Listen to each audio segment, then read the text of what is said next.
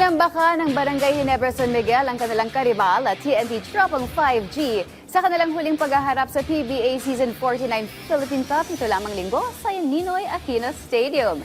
Yan ang ulat ni teammate Darrell Oclares. Tila minarkahan ng Barangay Ginebra San Miguel ang kalendaryo kung kailan nila muling makaharap ang kanilang karibal na TNT Tropang 5G. Dahil matapos na mabigo sa dalawang sunod na finals kontra sa tropa, sinigurado ng Gen Kings na makakabawi sila ngayong PBA Season 49 Philippine Cup kahit na eliminations pa lamang. Isang sweet revenge para sa Barangay Ginebra na mas pinagtibay ang kapit sa top 4 at sa twice to beat advantage kasunod ng kanilang dominanteng 97-78 na panalo kontra sa Tropang 5G. Ganado ang Gen Kings na agad nagpakawala ng 13-0 run sa opening frame at agad tinambakan ang tropa sa score na 30-11.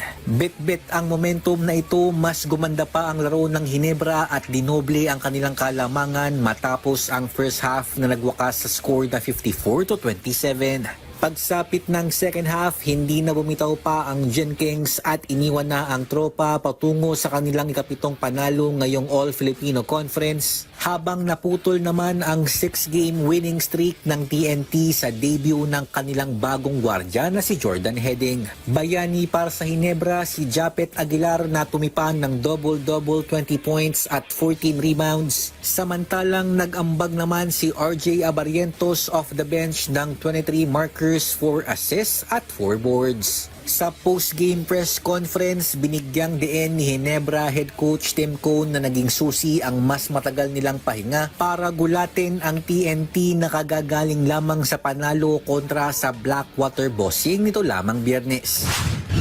I just don't think they were, just not that ready for our intensity tonight. Obviously, we've been off for a week. We've been playing on this game all week, and it was a big game in terms of standings and top 4.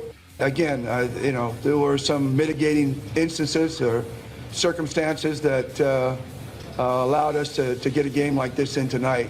But at this point of the conference, when you're battling for that Final 4 spot, you'll take any advantage you can get.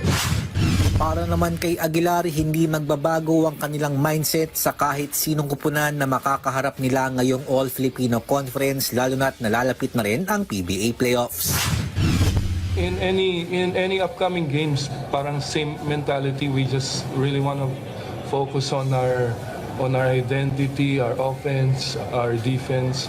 So looking ahead, ganun pa rin yung mindset namin.